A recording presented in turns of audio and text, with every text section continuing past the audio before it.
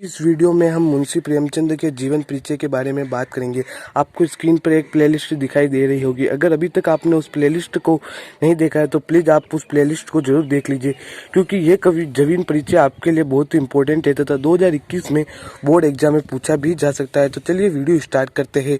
हिंदी जगत में कलम के सिपाही के नाम से मशहूर मुंशी प्रेमचंद का जन्म वाराणसी जिले के लम्ही ग्राम में हुआ था। इनका जन्म कहाँ पर हुआ?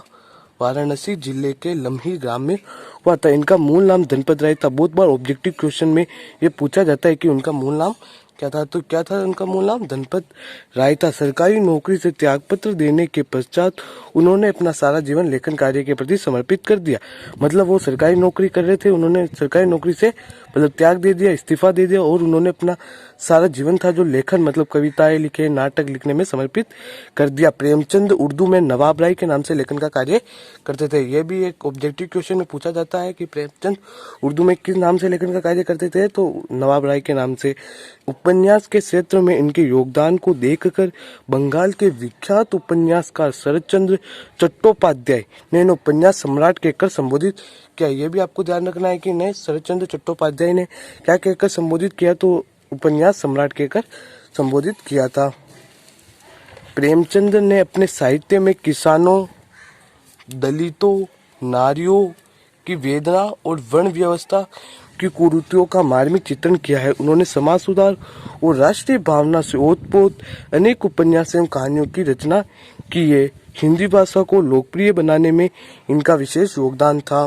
प्रेमचंद का पहला कहानी संग्रह सोजे वतन, ये तो 99% आपके एग्जाम में आता ही आता है कि प्रेमचंद के पहले कहानी संग्रह का नाम लिखो तो इसका आंसर हो जाएगा आपके सोजे वतन नाम से आया, जो 1908 में प्रकाशित हुआ।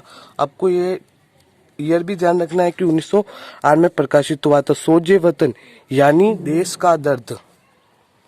देशभक्ति से ओतप्रोत होने के कारण इस पर अंग्रेजी सरकार ने रोक लगा दी। मरणोपरांत इनकी कहानियां थी जो मानसरोवर नाम से 8 खंडों में प्रकाशित हुई। अब हम इनकी कृतियों के बारे में बात करते हैं। इनकी कृतियां, इनमें कहानी संग्रह मानसरोवर है और उपन्यास कौन कौन से हैं? निर्मला, रंगभूमि, कर्मभूमि, गोदान। ये गोदान तो इनका बहुत ही फेमस उपन्यास है। नाटक में है करबला और संग्राम। और पत्रिकाएं में कौन सी है? माधुरी, हंस, मर्यादा और जागरण। ये इनकी प्रमुख पत्रिकाएं थी। अगर आप कवि परिचय लिखते हो तो आपको ये कृतियां भी लिखना जरूरी है। इस तरह आप मुंशी प्रेमचंद के कवि परिचय को आसानी से लिख सकते हो तथा 4 नंबर आसानी से प्राप्त कर सकते हो।